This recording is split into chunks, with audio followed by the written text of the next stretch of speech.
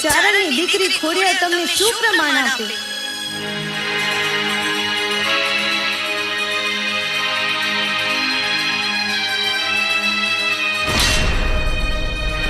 હા જગદંબા, જો સામે દેખાય ખાખરાનું ઝાડ, તમારામાં કોઈ અજબ શક્તિ હોય તો તમારા પ્રતાપથી એ ખાખરાનું ઝાડ ધૂણાને બતાવો તો હું માનું કે તમારામાં કોઈ દિવ્ય શક્તિ છે. તમે જગદંબા પોતે છો અને તમે મામડિયા ચારણના ઘેરે અવતાર ધારણ કર્યો, તો હું તમારા ચરણોમાં મસ્તક નમાવીશ.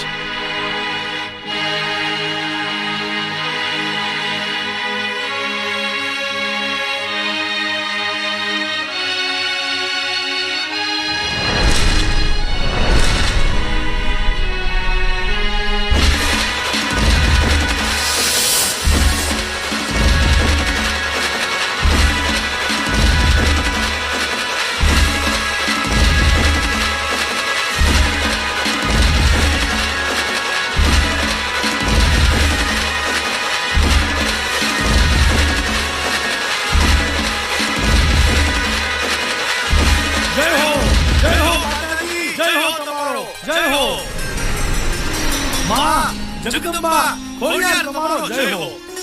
ઉભા થાઓ રાજા, તમે તો પ્રજાના પાલનહાર છો.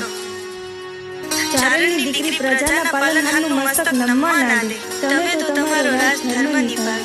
તમે કંઈ ખોટું નથી કર્યું. જય હો માતાજી, તમારો જય હો. મામડિયાજી, મારા પરગણાના ગણાતા રોઈશાળા ગામમાં તમારી દીકરીએ જગદંબા તરીકે અવતાર ધારણ કર્યો, એટલે આ ગંગા જળિયા ગોહિલ રાજનું રાજ ધન્ય ધન્ય બન્યું.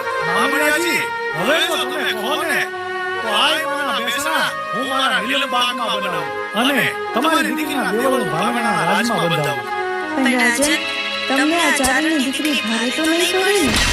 અરે અરે જગદંબા, આયા તો રામના રખોપા, આ હુજના કિલ્લો જેના રાજ ઉપર તેજ પાથરતા હોય અને માથે તમારા ભેળિયાનો છાયો હોય તો પછી હું ભારે પડે. તમે હા કહો તો તમને મારા રાજમાં લઈ જાઓ માં.